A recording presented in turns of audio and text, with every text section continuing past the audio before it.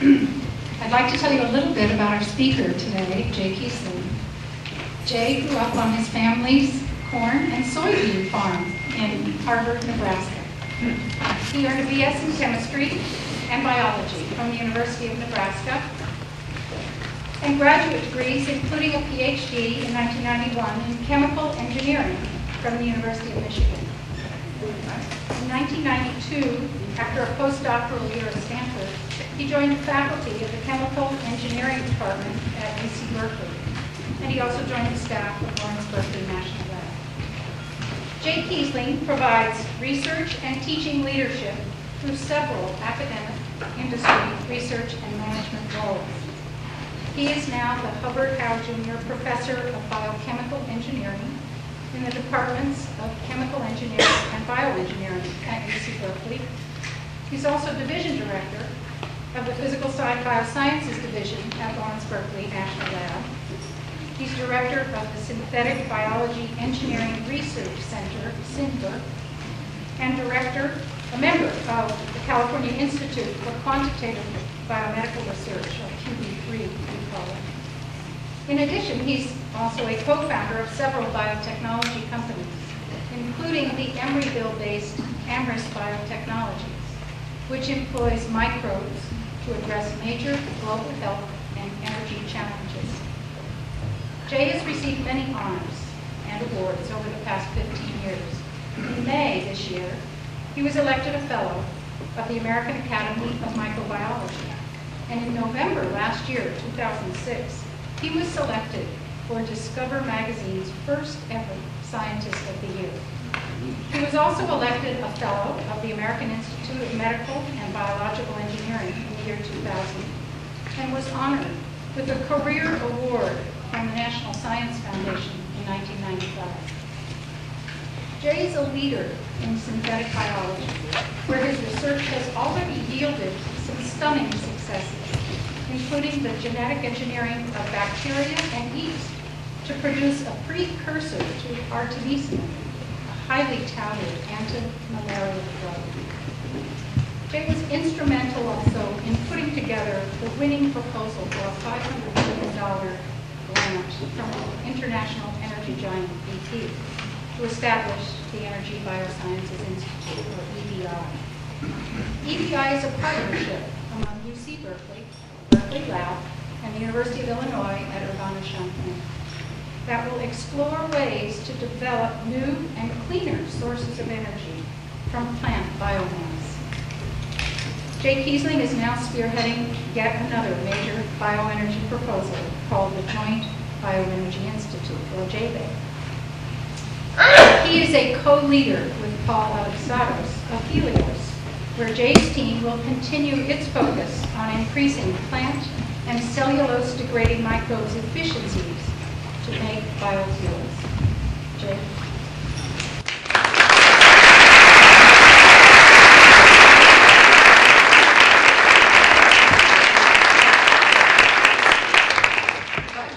Pleasure to be here. Can you hear me in the back? No. Great. Okay, let's see if they can turn up the sound. I'll speak up a little louder. So the incident energy use of the world is shown here. And I apologize if some of you were at the first two talks and you've seen some of these slides before. I'll go quickly through this introduction. The point of this slide is that at any one time we use about 13 terawatts of energy. And the majority of that comes from fossil fuels: oil, gas, and coal. And minuscule amounts come from hydro, biomass, and other renewables, and nuclear. This is the flow of that energy in the US. And I want to point out a couple of things. So this looks like the subway routes in New York City, but this actually is a really important diagram. This is for 2002. And the first thing I want to point out is that, again, in the US, about 85% of our energy comes from petroleum. about 6%, less than 6%, comes from renewables and about 8% from nuclear. Now, that I don't find so surprising. The other side is where the energy goes and what we use it for. So we have electricity, we have transportation, and of course, from petroleum, we get primarily transportation fuels. We waste about 56% of the energy we generate. Isn't that amazing? We really only use about 35% of the energy that's generated. What a shame. This is the use of energy, where it comes from, over the past few decades. And you can see that, again, it's been predominantly petroleum-based fuels, with a very small fraction being renewables and nuclear. Now, what's so alarming is look at the rate of growth that's projected for oil, gas, and coal. You can see that they're growing at a substantial rate and are projected to through the end of the next century. Look at renewables and nuclear. Nuclear is almost stagnant, and renewables are growing at a very slow rate. Now, what that means is that over time, we're going to be generating even more CO2 than we already are as a fraction of the energy that we're producing. Let's look at where our oil is coming from, our petroleum reserves. So this is a plot of world oil production since 1930 and projected out to 2050. Here's the US, and you can see that the US peaked in oil production in the mid-70s. We know this. That was the first oil crisis. And ever since then, it's continued to decrease. Here's the production from Europe, projected or has already hit its peak in around 2000. Russia, their new oil has opened up, but again, it's peaking. Here's the Mideast and other parts of the world. It's projected to peak right around 2013 to 2015. And then it's going to decrease. So what we saw is that our energy needs are growing substantially over time. And they're going to grow even faster with China and India needing more and more energy. But where's it going to come from? It's not going to come from petroleum, potentially, especially if those are decreasing with time. Now what's more, as you all know, carbon dioxide is increasing. This is a plot of carbon dioxide for the last 400,000 years. And what we see is that it has cycled substantially with a period of about 100,000 years. So here's a peak at about 400,000, at about 300,000, about 200,000, and about 100,000 years. So we're nearing a peak. The problem is, this is the CO2 levels right now. Levels we've never seen in the last 400,000 years. Now, you can correlate this with temperature. So here's the temperature over the last 1,000 years. And it's normalized for 1961 to 1991, right in that range. You can see that it fluctuates, but it doesn't change very substantially over 1,000 years. And then it starts to creep up pretty substantially. Now, if you notice, the scale is pretty small. These are small temperature changes. But those small temperature changes can have dramatic implications for the planet. Now, if we stop producing CO2 today or hold steady at the production levels of CO2 that we're currently producing it, the problem is that the impact will go out for so long. This is, if we stop producing CO2 today or hold steady, you can see that temperature stabilization won't happen for another 200 to 300 years. The temperature will continue to rise because it takes so long for the globe to react to the changes in atmospheric levels of CO2, for instance. Here's CO2. It doesn't stabilize completely for another 100 years, and then temperature lags beyond that. And this is the change in sea level. Okay, here's sea level due to normal thermal expansion, and here's the sea level change due to ice melting.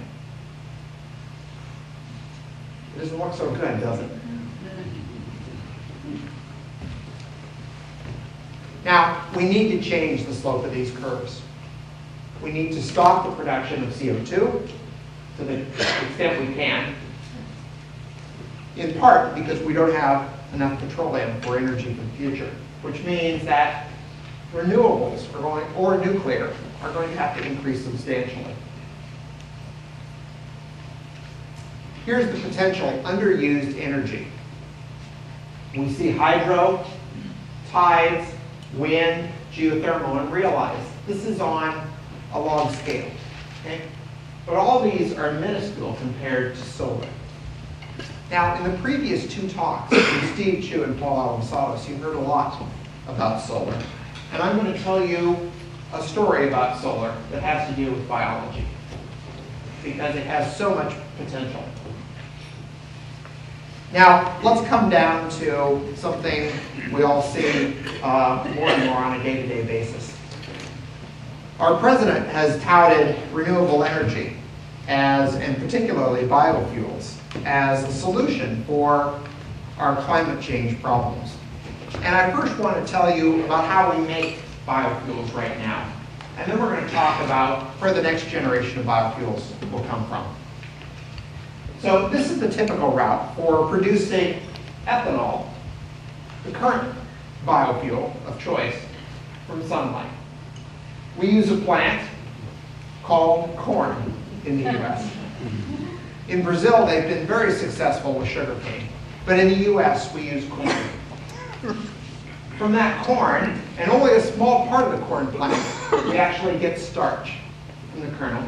And we use enzymes then to convert that into a sugar, and microbes, primarily yeast, to convert that into ethanol. Let's talk about each one of these steps in a little more detail.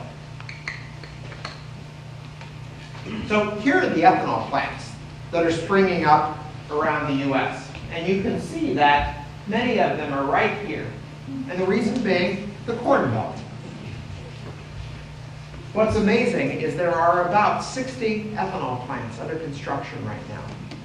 Nearly as many as we have. I'm going to tell you in a little bit about what limits these ethanol plants, but it's not pipelines. So let's talk about the plant first, that we get starch from, and that we collect our bioenergy from. Starch comes from the kernel of corn, and in fact, it's only in the central part of the corn kernel. And on average, in the Midwest, an acre of corn yields about 4.5 tons of material, okay, at about $77 a ton.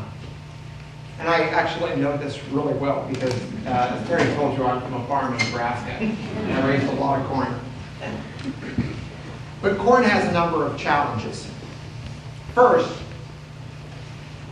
it was evolved and bred as a food crop, not as an energy crop.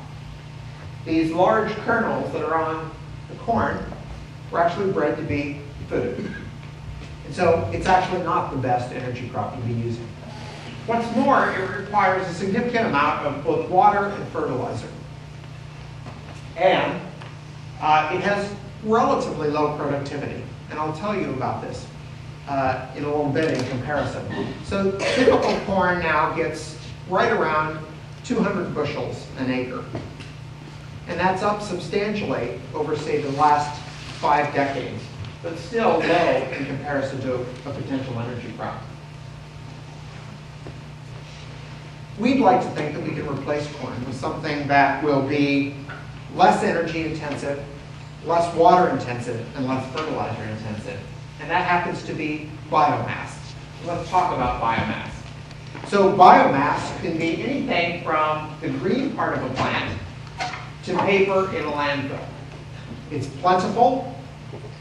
These crops typically don't need as much water. This is a native grass called switchgrass. And what's more, about 40% of the mass of our landfills is paper waste, even though we recycle substantially, probably more in Berkeley than in many other parts of the country. A substantial part of our landfills is actually paper waste, and that contains a material called cellulose.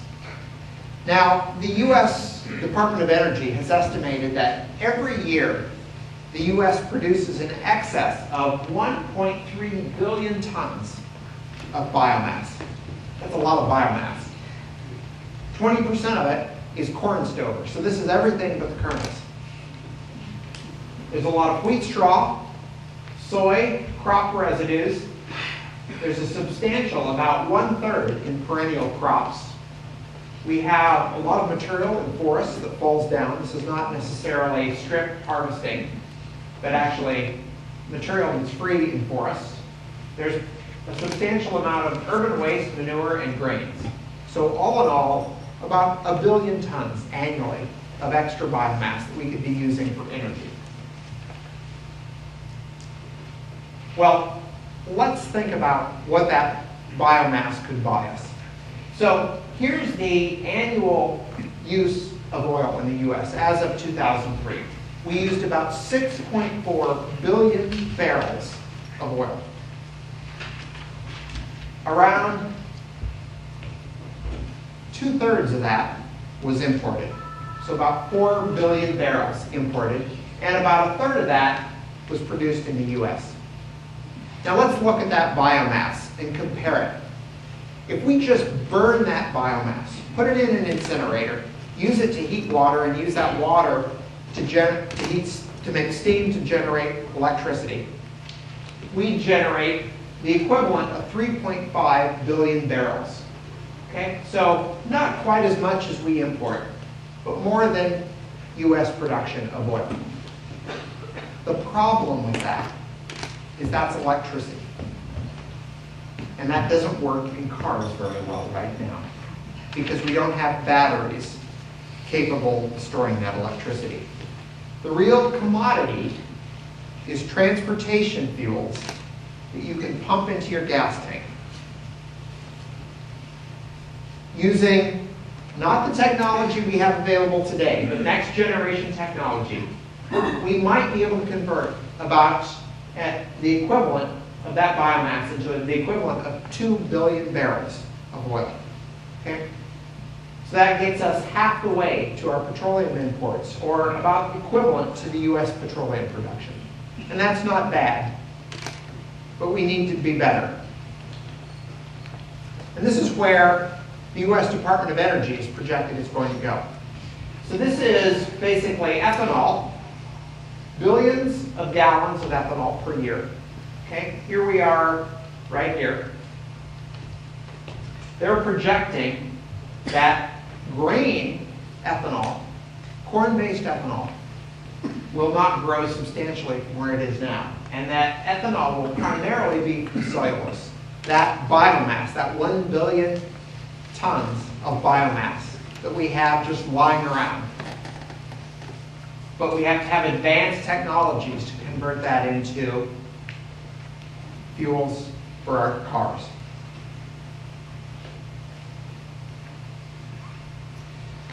This is the crop. It's currently being touted as the crop of choice. It's called Miscanthus giganticus. You can see where the giganticus comes from. She's actually a normal height. She's probably a little taller than me. This is about 12 to 14 feet. This grass is native of China, and this is growing in a field in Illinois. She's actually a graduate student, or was a graduate student, at the University of Illinois, where they've been growing this plant for the last 20 years.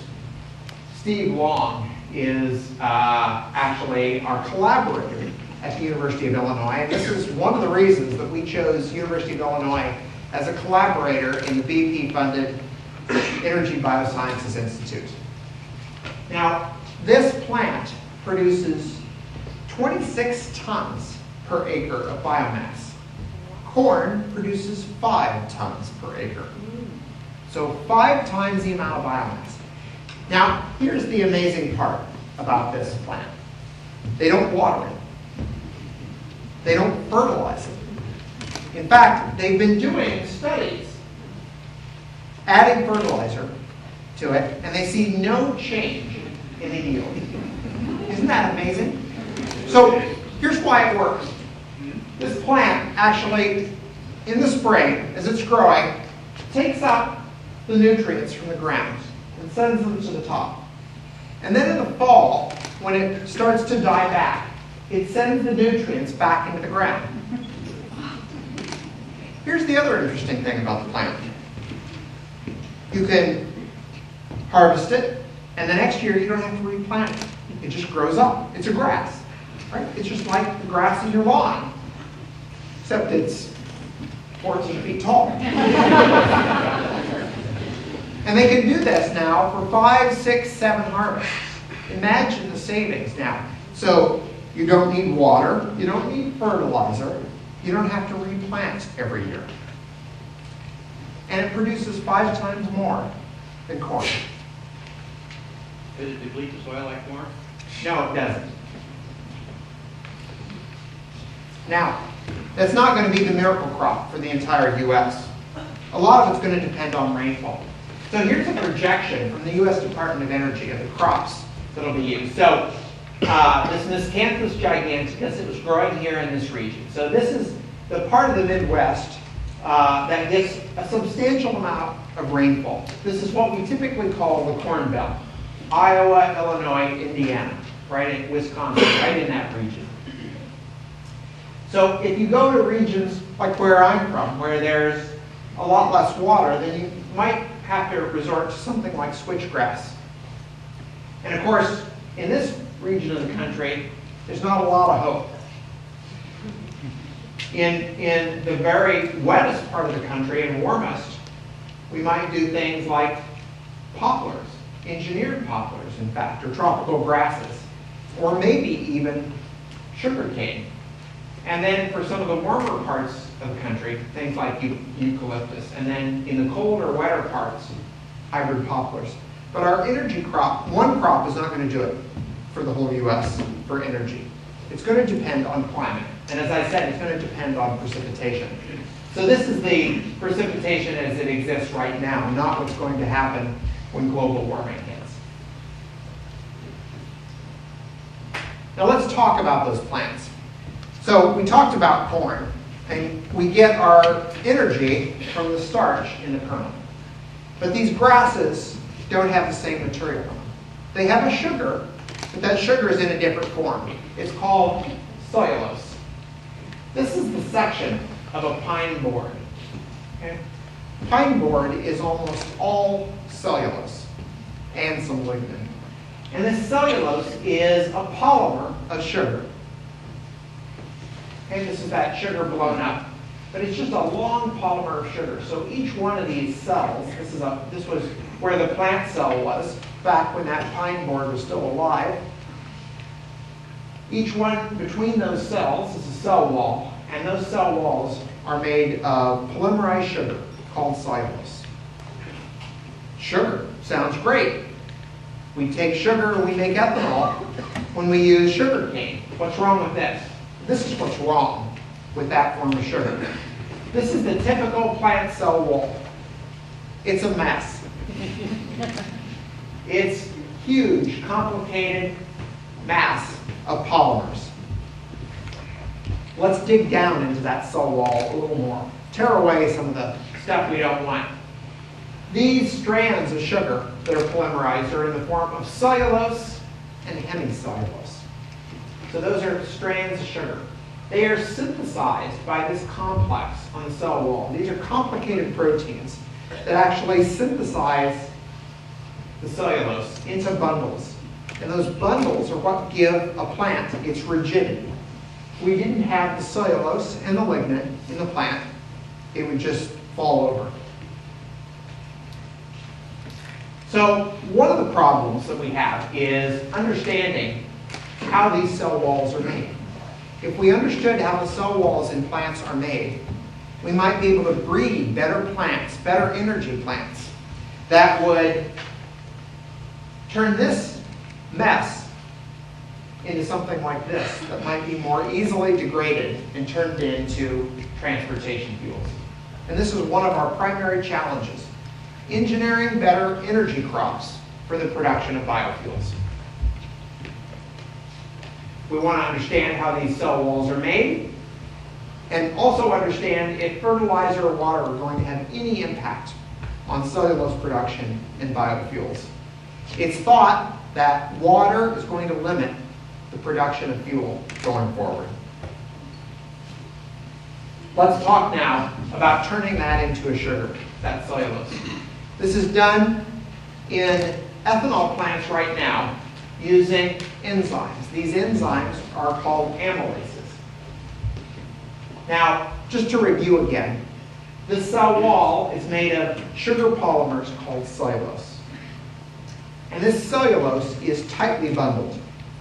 Why doesn't a plant dissolve when you put it into water? Or what about your cotton clothes? This shirt, for instance. Why doesn't it dissolve when I put it into water? It's a polymer of sugar. We all know that if you put a teaspoon of sugar in water, it dissolves. But your shirt doesn't dissolve. The reason it doesn't dissolve is because those polymers of sugar are bundled together very tight, so that animals can't get at the bundles of plant material, and so that your shirts don't dissolve away in the laundry. Now, because that sugar is so bundled together tightly, makes it very difficult to get access to it. So this is one of the fibrils, say in my clothing or in a plant. It's polymers of sugar, and that sugar is tightly bound together. And we use enzymes to break up those long polymers into small chunks, and then other enzymes to break them up into individual sugars. This represents an individual sugar. This is a diagram of an enzyme that's actually pulling that polymer up. So here's that entire fibril of cellulose, and here's the fiber of sugars being pulled up by this enzyme. So it's got to pull it away from that fibril that's very tightly packed. It's got to pull it away, and then it's got to cut a hole in it so that the next enzyme can grab it and start chewing it into pieces. Okay? Now these are diagrams of enzymes, but this is thought to be how they work. You can't actually see enzymes.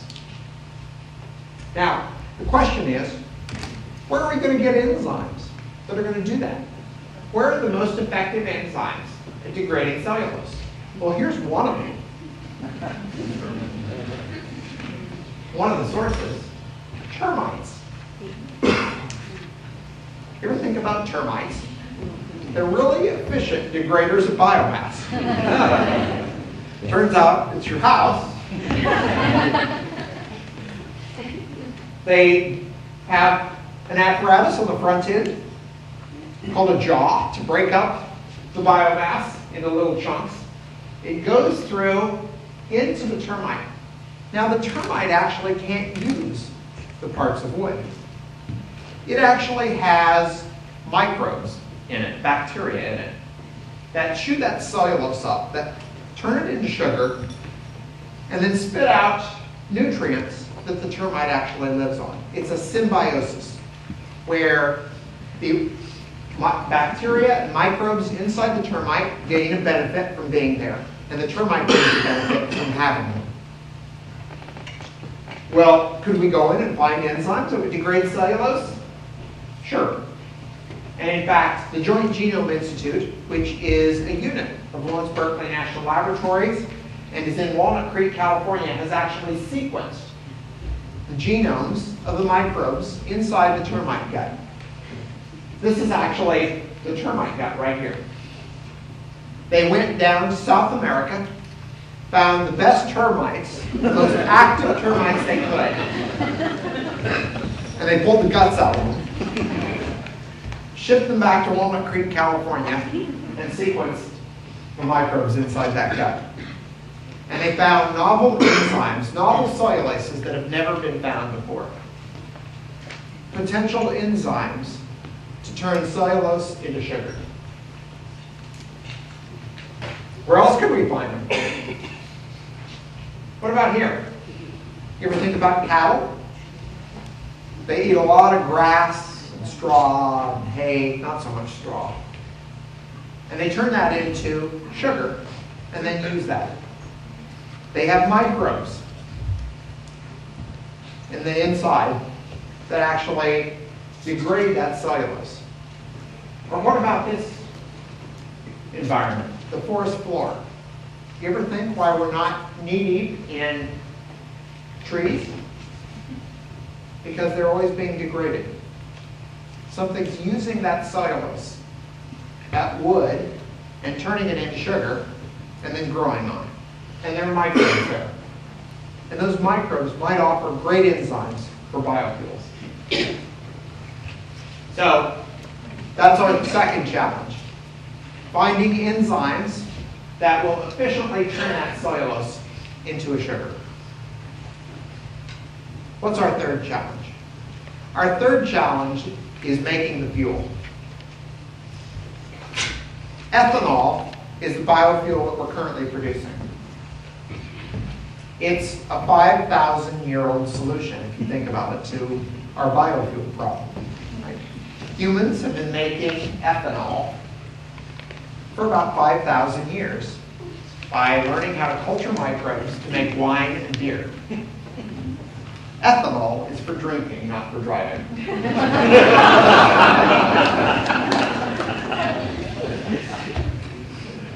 I say that because ethanol has a number of challenges. One, it's soluble in water. You know that for any of you who made mixed drinks, for instance. You can pour ethanol into water and it mixes completely. And that's a problem because if you want to produce ethanol, you've got to get the water out of it. You don't want to put water in your gas tank. You want to put in 100% ethanol. Well, the problem is that the microbes that make ethanol are just like you and me. Too much ethanol is a bad thing. It's toxic. So at most, they produce about 15% ethanol in the fermentations, which means we have to remove 85% of the volume that's water. How do we do that? We distill it.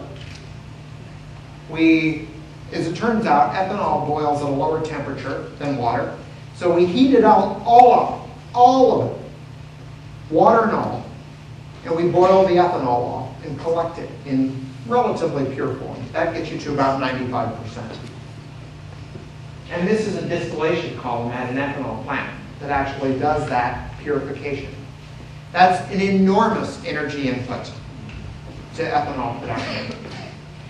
What's more, once you get that ethanol and you put it in your car, you can drive about 2/3 of the miles on a gallon of ethanol that you can on a gallon of gasoline because it doesn't have the full fuel value of gasoline.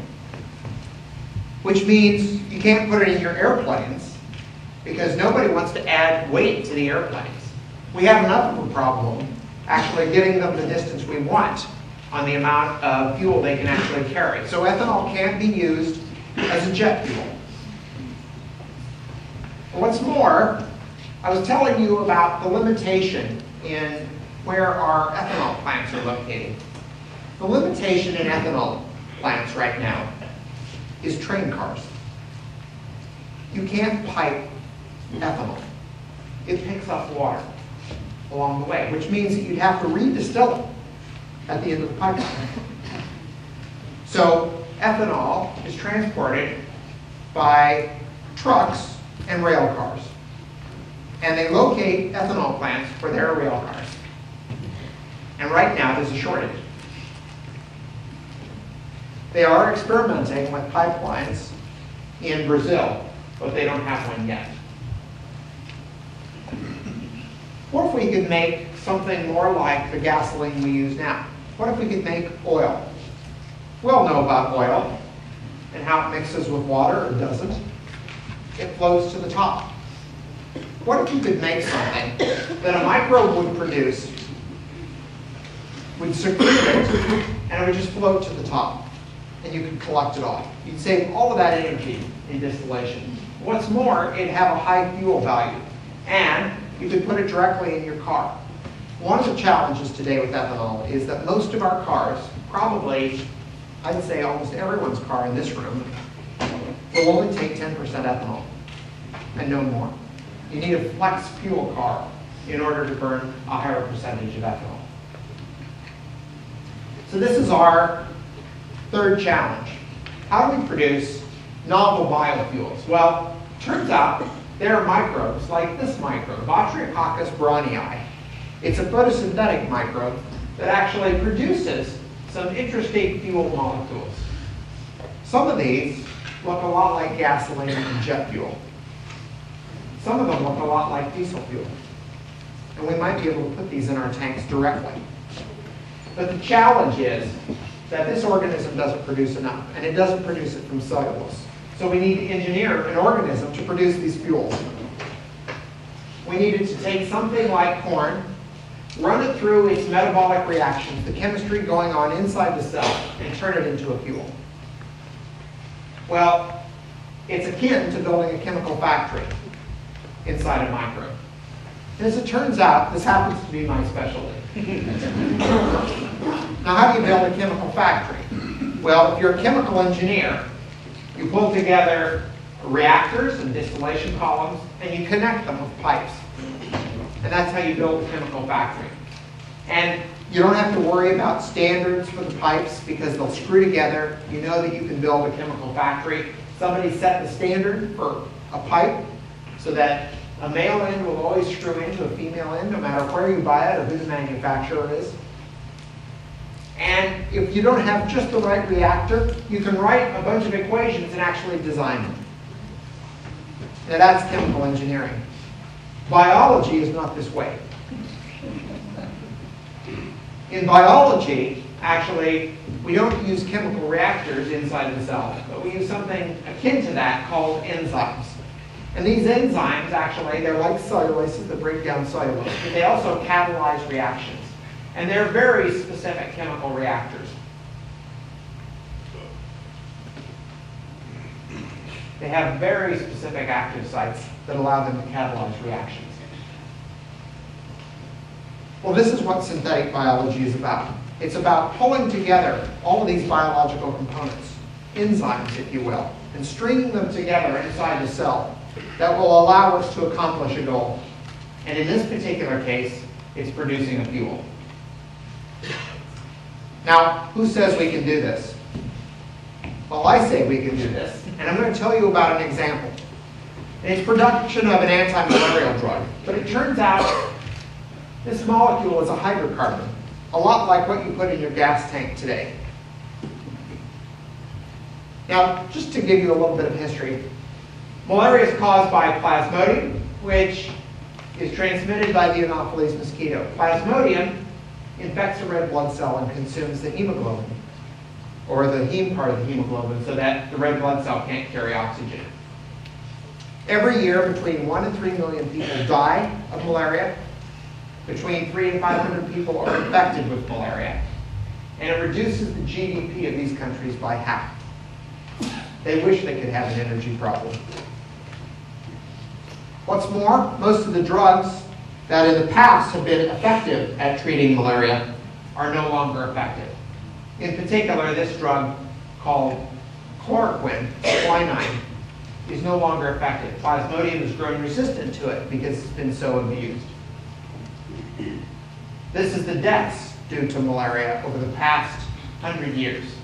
And it was very high, dropped when quinine started to be used, and DDT was being sprayed, and then picked up again because DDT was banned in the US and in much of the world, and Plasmodium grew resistant to the current antimalarial drugs.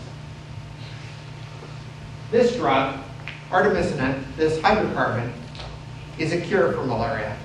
and it comes from this plant. And it has a great history. This is actually where it's found on the plant. It's found in these oil sacs, so it's much like oil. Has a great history. It goes back to 168 BC, where the Chinese discovered it for treating hemorrhoids, and then used it to treat fevers. And it was forgotten until the Vietnam War, when the active ingredient was purified, and it was then used for Chinese soldiers. The problem is it's too expensive for people who need it. It costs between $2.40 for an adult dose. If you as a traveler buy this drug, you'll pay between $20 and $40. Now, this is a problem for people who live on less than $1 per day and whose governments spend less than $4 per person per year in healthcare. What's more, you can get malaria over and over again. And the World Health Organization says it will need 700 tons of the drug. So my lab has been engineering microbes to produce the drug and to reduce its cost by an order of magnitude. Now this is very akin to what you might do for producing a biofuel. The way we do this is we reroute metabolic reactions inside the cell to produce this drug from something renewable like corn or cellulose. We first identify the chemistry in the plant that naturally produces this drug, and then import the genes from this plant into our microbes to produce the drug. We would do something very similar for producing a biofuel. And then, of course, we increase the production of all the chemicals inside the cell, so that the cell has a supply for producing this drug. Now, how do you find the genes that encode those reactions inside the cell that produce this antimalarial drug inside the plant? Well, we went to native plants that are important for the California agriculture system, lettuce and sunflowers. And because they're important for California agriculture, they're important for UC Davis. And UC Davis actually has databases of genes from these plants.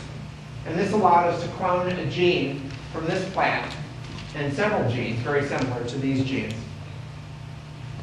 We incorporated these into the microbe. We, in fact, incorporated over a dozen genes and all the genetic controllers. And guess what? It didn't work. We had problems like accumulation of intermediates and no production of our final product. And we spend about 90% of our time fixing all the problems that we create when we try to engineer these bacteria. But over the years, we've increased the production 10 million-fold. This is where we started in 2001, and this is where we are today. Now imagine if we can do this for biofuels. And why not?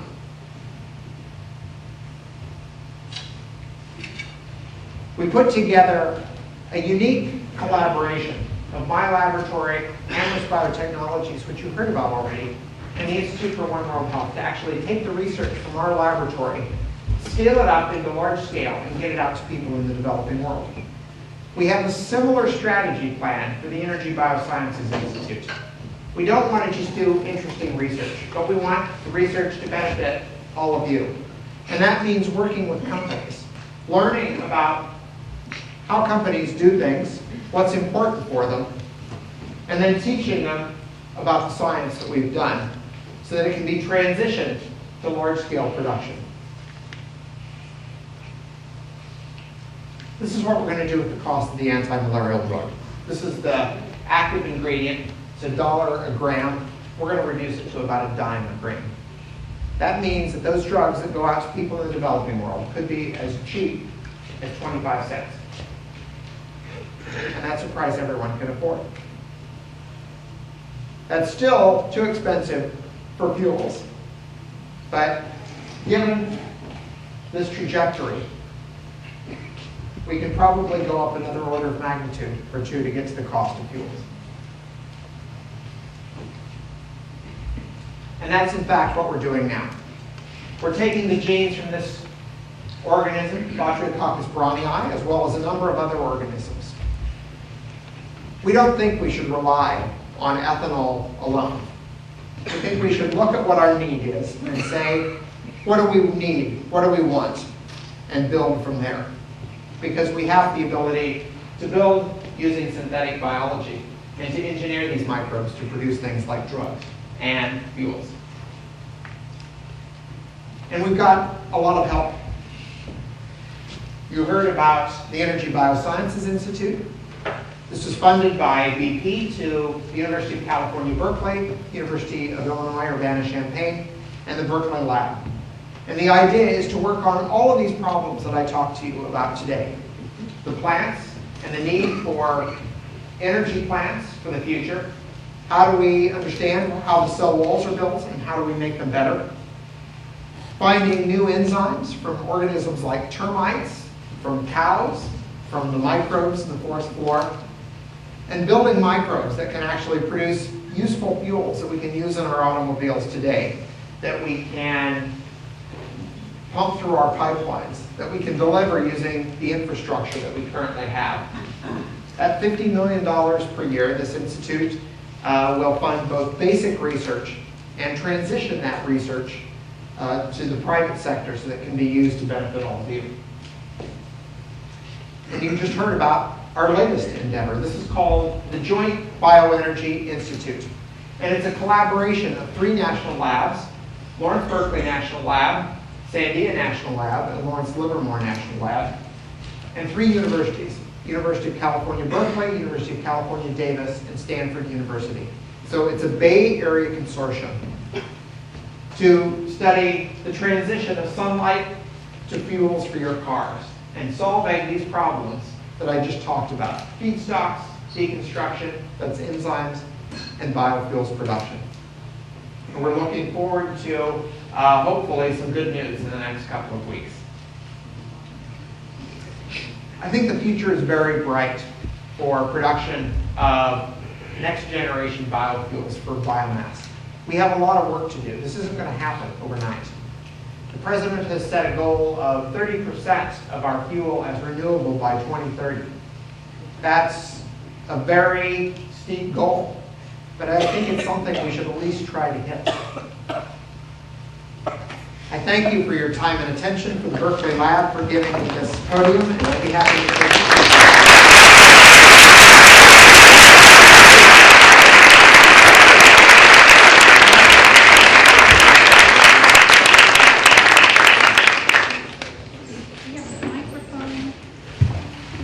people who might want to ask questions. Okay, I'm going to ask people to come down to the front if possible, on both sides, because they can't talk about the series.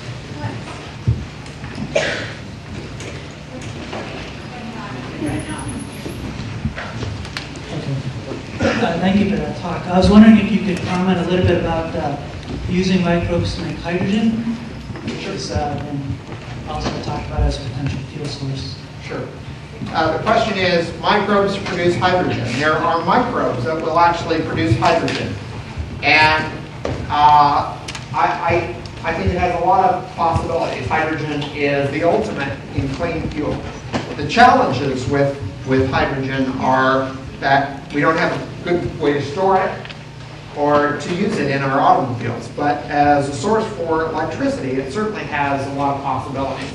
There are microbes, as I said, that will naturally produce hydrogen. In fact, the key commodity for organisms that live deep in the subsurface, so several feet down in the soil, is hydrogen. They actually pass hydrogen back and forth to each other.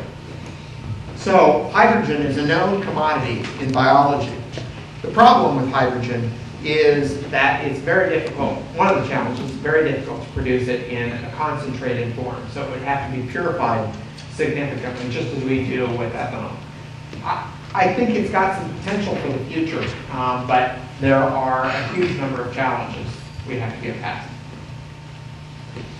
Have you ever read the Armed Madhouse, the book The Armed Madhouse? No, I haven't. Where the founder of Mobil says that Hubert, the head geologist, have you met Hubert, the head geologist? I have not.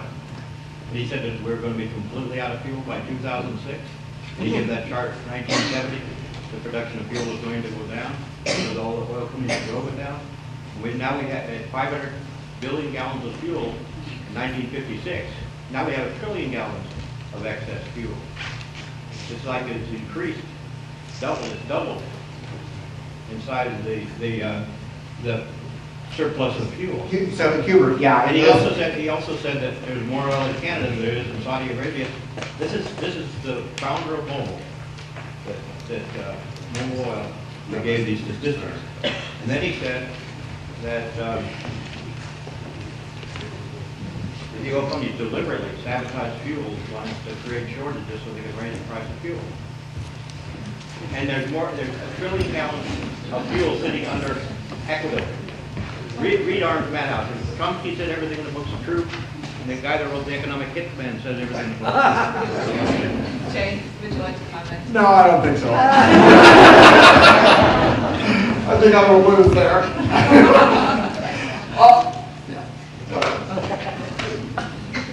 So at the beginning of your talk, you showed that very interesting energy flow chart that shows that 2/3 of the energy content of all of the fuels that we utilize is wasted. Right. And it's interesting if you look at it a little more closely. The worst sector for waste is the transportation sector, where I think it's like 5/6 of the energy that goes into that sector is wasted. And so all of the rest of the talk, of course, was about producing fuels using synthetic biology, which will go into an infrastructure that wastes 5/6 of its energy content. What I would like to know is what you see as the potential for synthetic biology to help address the other end of that equation, the demand side, and shift the balance towards actually making positive use of more of that energy. Okay. So the question is, can we use synthetic biology to actually conserve energy? And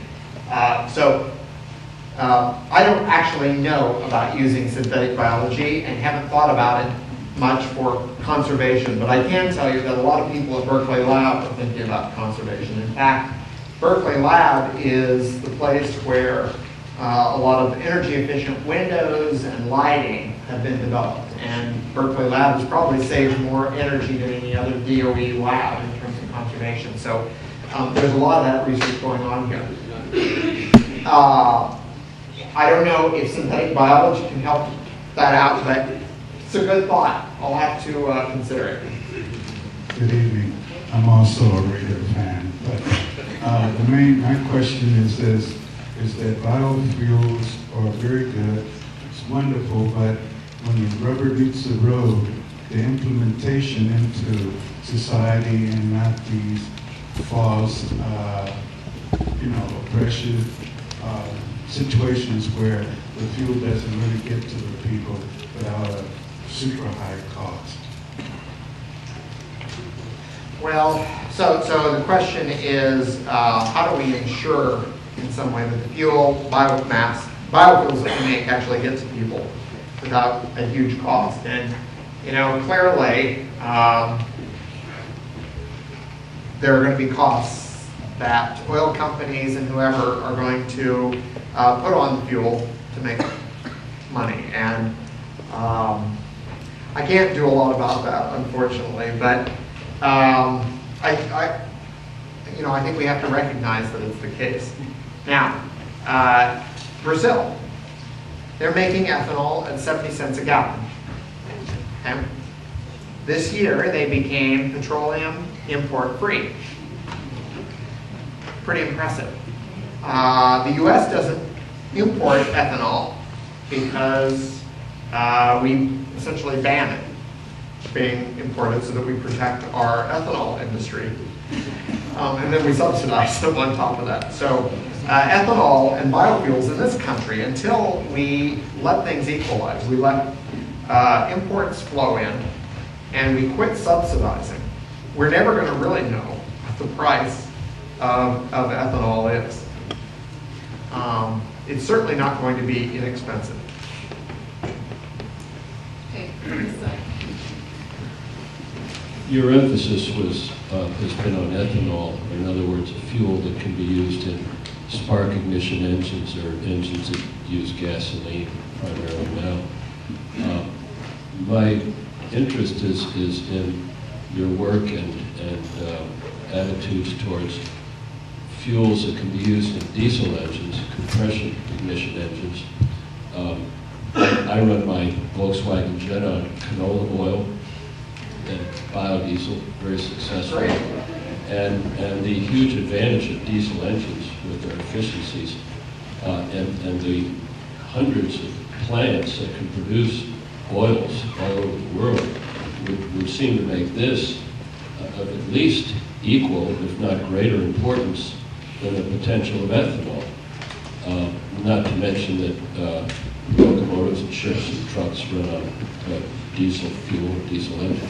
So could you speak to that? Sure. So biodiesel, why just gasoline? So I put up some molecules up here actually. Let's see if I can get back to that part of the presentation. That were actually diesel molecules.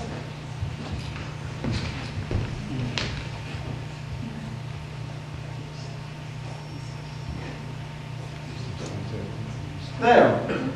So, for instance, these esters potentially are good diesel molecules. And we know that there are a lot of plants that produce oils that can be used. The problem is that if you look at if you were to plant essentially the entire U.S. farmland in oil-producing plants, it turns out their productivity is not incredibly high. And so you wouldn't get nearly as much fuel as you would if you produced, say, a biodiesel from cellulose. And that's one of the big challenges. We need to use this billion tons of biomass we have, but there's no reason why we can't produce a diesel substitute rather than a gasoline substitute. And I agree about diesel. I think it's a great opportunity. In fact, I tried to buy a diesel car and found out you can't buy new ones in California. I got some rather more technical questions to kind of go back to the previous question. Because you're using a terpene type of chemistry, aren't all of your, are most of your molecules going to be C10, C15, and so are going to be diesel type fuels? Right. So the question is more specifically about the chemistry we're using. We're using a chemistry, in my laboratory at least, it's called isoprenoid chemistry, and it's what in you synthesizes cholesterol. And it produces, cholesterol is a C30 hydrocarbon. It produces C5s, 10s, 15s, 20s, 30s. So yes, we can use that. We can produce lighter things. We can produce C5s, for instance. We can produce C10s. And the longer chains make great diesels. But we can also use fatty acid chemistry. Fatty acids can be turned into alkanes. Alkanes are what we put in our tank today. Good. Can I have a follow-on question just on that? It seems like that this type of chemistry is really addressing the end of the biomass production. From when you've got the sugars to ferment to whatever you're going to make from that substrate. But you still got the problem of breaking down the biomass into cellulose. Yes. You've still got the hemicellulases, you've still got the lignins to deal with. Yes. Okay, I'm not telling you anything that you don't already know.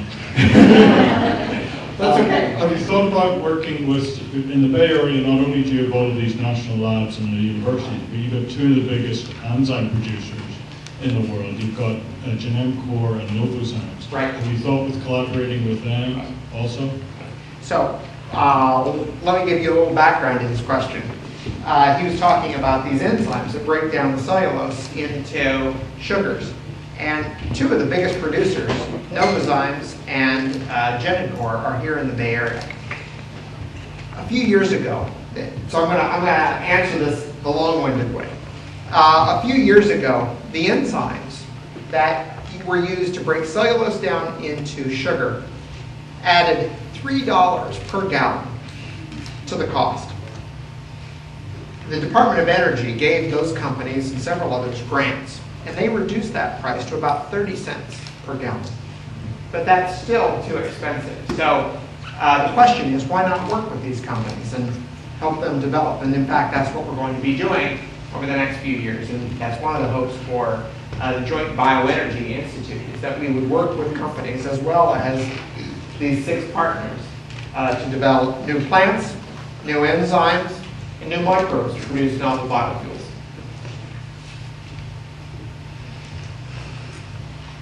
This might be a naive question. I'm wondering, when you burn biofuels or ethanol, doesn't it produce CO2 or greenhouse gases? Great question.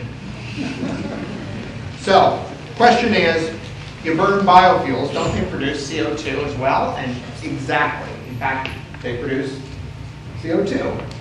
The nice thing about them is that they're what we call carbon neutral, because they actually take up, in fact, I've got it here, and I didn't point it out, I'm glad you did. If you look here, they take up CO2.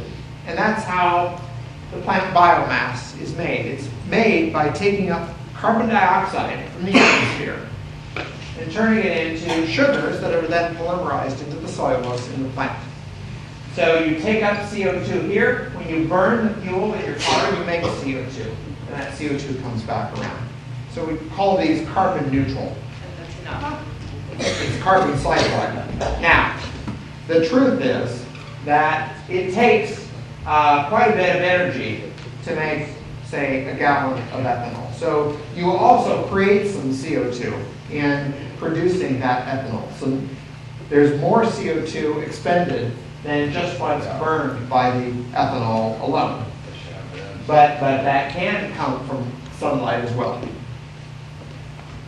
But that's the whole point of biofuels. Good question. I have a concern. I have to be honest, it's really a fear of the unknown. Most of us are aware of invasive species, and I don't know much about synthetic biology, but I'm concerned about what might happen if some of these synthetic organisms get out in the wild. So my question is there anybody that's doing research to assess the risks if these microbes do get out in the wild? And can you speak to what the risks are? Because I don't really know what the risks are. Sure. That's a great question. So what are the risks in these genetically engineered synthetic microbes? And in fact, if you pick up Newsweek at the newsstands today, there's a picture of Craig Venter on the front. And the byline is "Playing God?" ?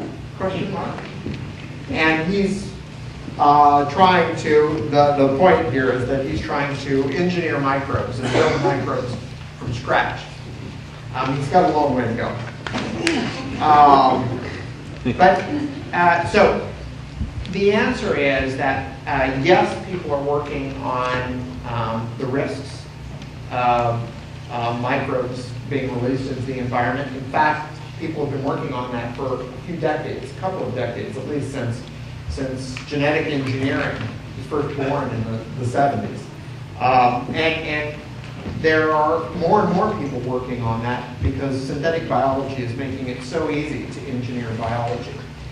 The truth is that the microbes that we generate in the lab can barely compete in the environment. In fact, we have to give them special nutrients. We have microbes that are essentially disabled, and this actually is not necessarily because we don't want them to get out in the environment to survive, but so that we can only allow those ones to survive that we want in the laboratory. But as it turns out, it also helps with risk because those microbes, in the form that we've created them, would not survive out in the environment, in part because we've disabled them. They won't compete with the guys that are out there living off the soil.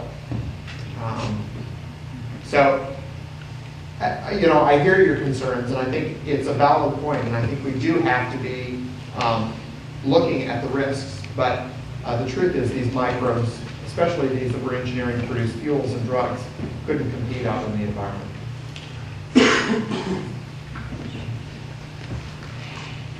Well, I was going to ask you the CO2 question, but that one got answered. So it inspired another. It seems to me you have two sort of lines of research going here, and there may be step one. The one you talked about first is cellulose to sugar to ethanol, and that's, relatively speaking, fairly well known. then toward the end of your talk, you spoke about other microbes you were at least thinking about developing that would go, the end result of which would be the production of oil or oil-like substance.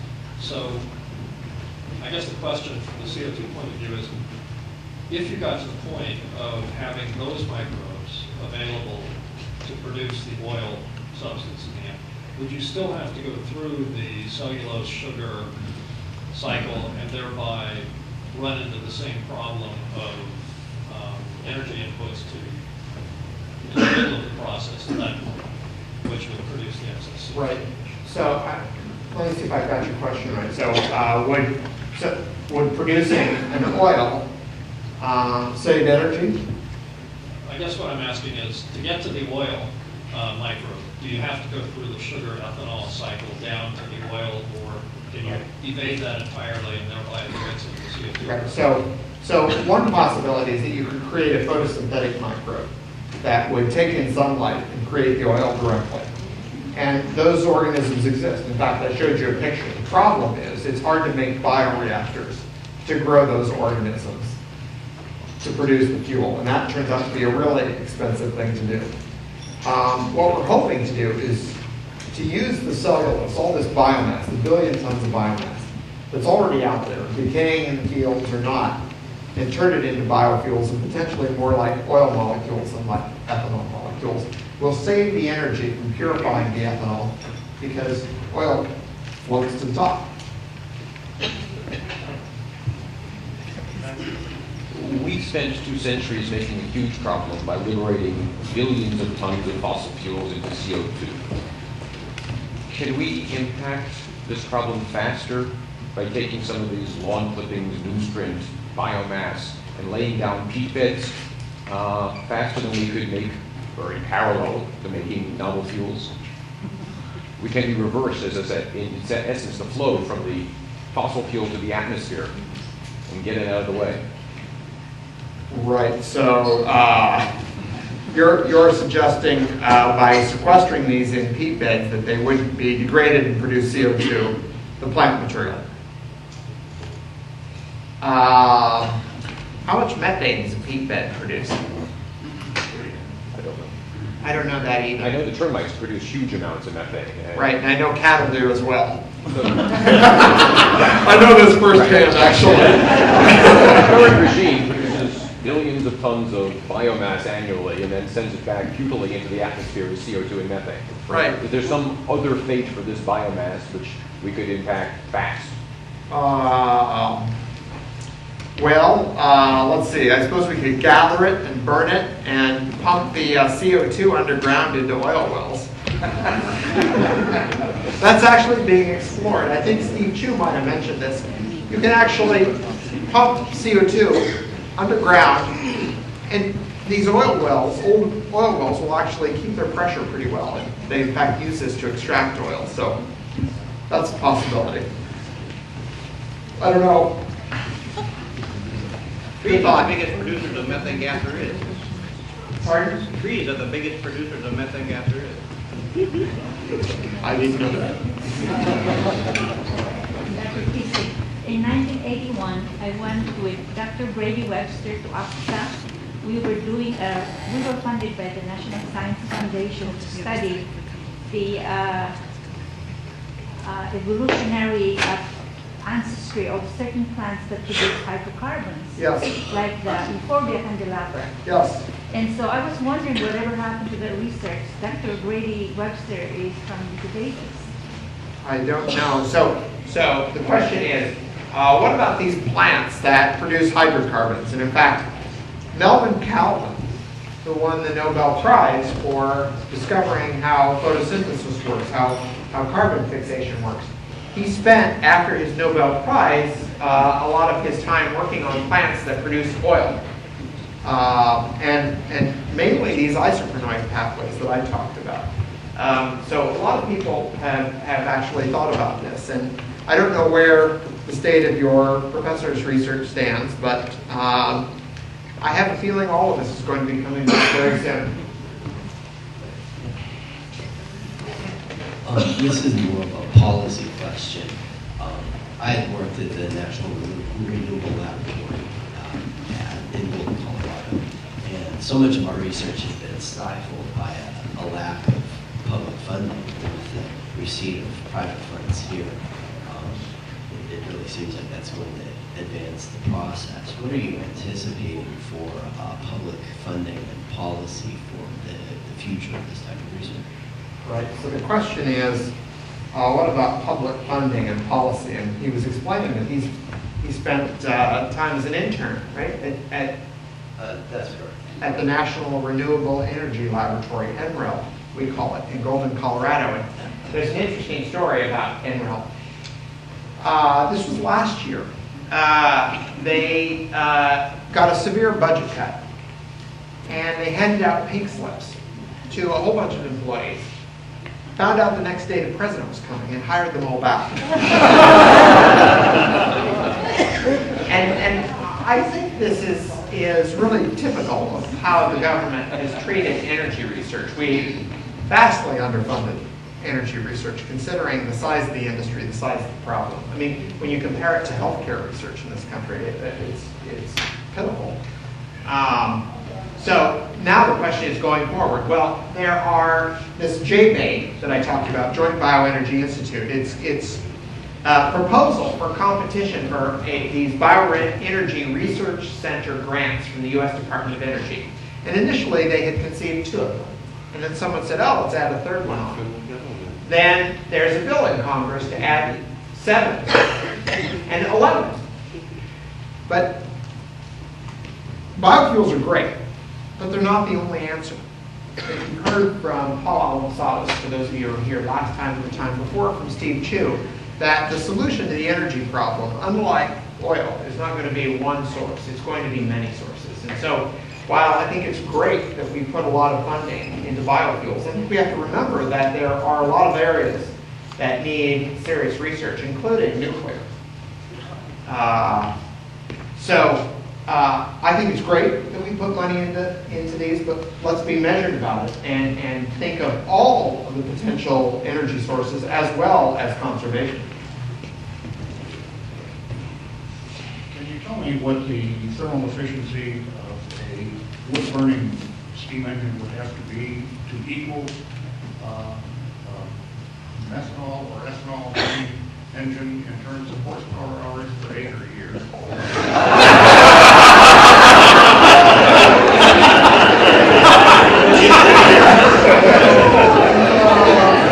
I feel like I'm in my qualifying exam.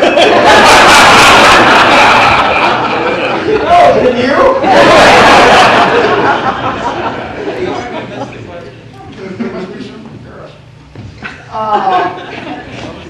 It was something about femtometers per fortnight per... no, it was something about power of a wood-burning engine compared to a methanol-powered engine. I mean, you can grow all kinds of cellulose to burn it. Got it. You're saying just burn the biomass. Yeah, burn the biomass. You know, here's the problem. When I drive up to the gas station with my Mazda Miata, I don't want to get the scoop shovel out. Scoop it full of biomass. And I bet there's a lot of people here on my side. Stationary power. Pardon me? For stationary power. Oh, for stationary power. Yeah, I'm not so thrilled about scooping it into my furnace either. But I got your point. I mean, yeah. And in fact, that was the point of that one of those early slides where I said that billion tons of biomass could get you, if you burn it, 3.5 billion barrels of oil equivalent. Or if we turn it into, say, ethanol, best technologies out there in 5 years might get us 1.9 billion barrels. So, yeah, we get far more energy out by burning it. But the problem is that the commodity for us is transportation fuel. Something that you can pull your car up to a gas station, put a nozzle in your car, and pump it in, right? Fuels have incredible energy density. Incredible energy density. And that's the commodity.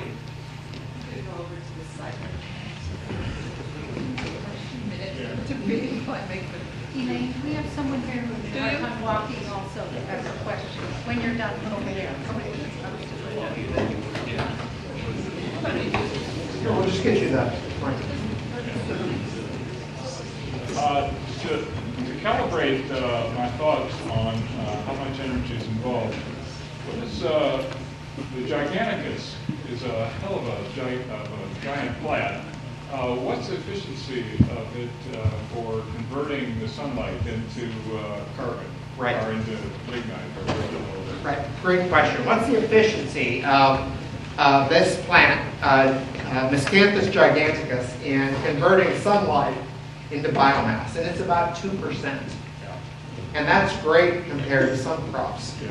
A lot of crops are right around 1% or less. So we've got a long way to go on photosynthesis. That's one thing we could be working on, engineering photosynthesis. The problem is there's a billion years of history ahead of us where it's involved. Yeah, so I had a hard time figuring out how to ask this question. It's basically a question about your degree of certainty and success of the project. And what I mean by that is that you could have a project that seems to be making progress, for example, like you're getting it closer to the goal, but there might be something that's fundamental that will ultimately prevent success. For example, if you think you're getting to the moon by building a step ladder, it might seem like you're making progress, but you won't do it. So with the enzymes in the termite, that seems incredibly complicated. And to use those processes to produce sugars from cellulose, I'm wondering if you can describe how certain you are that you can do it given enough funding, or whether there are potential roadblocks. So the question is, what are the roadblocks, and how certain can we be? And that's the fun thing about research, is you're never certain. And the roadblocks always look insurmountable. But one, we've got to start somewhere. We've got to expect failure. And in fact, we should be failing a lot. Otherwise, we're not choosing risky enough projects. And with risk come potential success and high success. So I told you the story about the artemisinin project because it was a project that all of the reviewers said was doomed to fail. And 2 years later, with significant funding from the Gates Foundation, we have made it a success, and it's actually now transitioning to a large-scale manufacturer to get the drug out to the developing world. But that took a substantial amount of money, and we took a lot of risks. It could have failed at any point, and we're going to fail with some of these potential solutions to bioenergy. But we could win with some of them. And I guess the point is you've got to put enough money into it that you can take a lot of risks and hope that one or two pay off, because those are the ones that can really be big. So I would argue that we should be taking a lot of risks. There are a lot of risks in this. You mentioned the termite, for instance. Well, it turns out we can't even grow the microbes in the termite gut in the lab. They have such a unique environment, we've never been able to replicate it. We're going to try. And if we figure it out, then that might lead us to producing those sugars in large-scale reactors. Or we might take the enzymes out that we've sequenced and produce them at large scale and use those enzymes. That would be less risky. We know how to do that. But you're right, there are going to be a lot of risks along the way, but we have to accept failure to get success. Some failure. We're coming to the end of our time now, and I have one person here who's been waiting. One person here and one person on the other side who's been standing for quite a while. My question is very mundane. If you have a process like this, taking biomass and producing methane or whatever, what's the byproduct? Is there 1 million tons of byproduct to dispose of? That's a great question. So, you think about it. We're going to have breweries all over the country. And you know what comes out of those? Biomass comes out of those in the form of microbes, right? You get yeast, right? And that ends up being protein that's fed to cattle. More methane, right? So there are a number of byproducts, some of them very valuable. And in fact, the byproducts out of corn refining and wet corn milling to ethanol are actually what make ethanol economically viable. Not the ethanol itself, right? It's the corn oil and everything else that comes out of that process that's used, right? That reduces the cost of ethanol to all of us. This is the last question, and will you say around to? Sure. So you described a number of approaches that involved engineering microbes to make the production easier or more efficient, keeping the engineered microbes in bioreactors and labs where they're contained out of the environment. The other approach to biotechnology for fuels that I've heard of, which you didn't talk about, is engineering the feedstocks. For example, engineering plants with lower cellulose content, or engineering corn with some of the ethanol-producing enzymes already in the corn, produced by the corn. I was wondering, first of all, is the Energy Biosciences Institute going to be involved in that approach? And, well, whether you are or not, could you speak a little bit to your opinion about that approach, and particularly about the risks of planting genetically engineered organisms in an open field environment? Right. So I actually have a lot of experience with planting genetically engineered organisms in the environment. I'm from a farm. And every crop, actually, that's produced on most farms now is genetically engineered in some way. There are some risks in that those genes can find their way into other plants. The advantage, as I see it, of genetically engineered crops, so that we use far fewer pesticides now than we ever did. Back in the old days, when I was a kid, we were using extreme amounts of pesticides.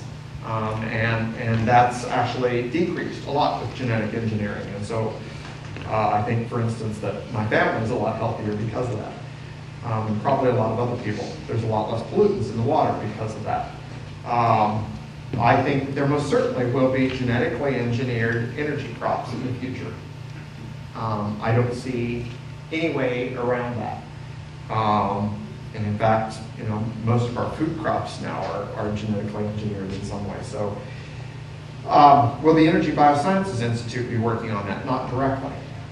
Energy Biosciences Institute will look at plant breeding, so traditional breeding. There's a lot of work to be done on this campus, right? We've got decades to catch up to even to where corn is now.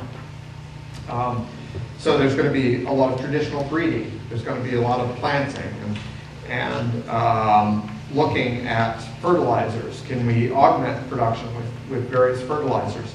Down the road, I'm almost certain that our energy crops will be genetically engineered. Energy Biosciences Institute doesn't have that in its plans, at least right now, to put genetically engineered crops out there. They will be using genetics to explore, what genes in plants are necessary, what ones control this and water, etc. Thank you very much.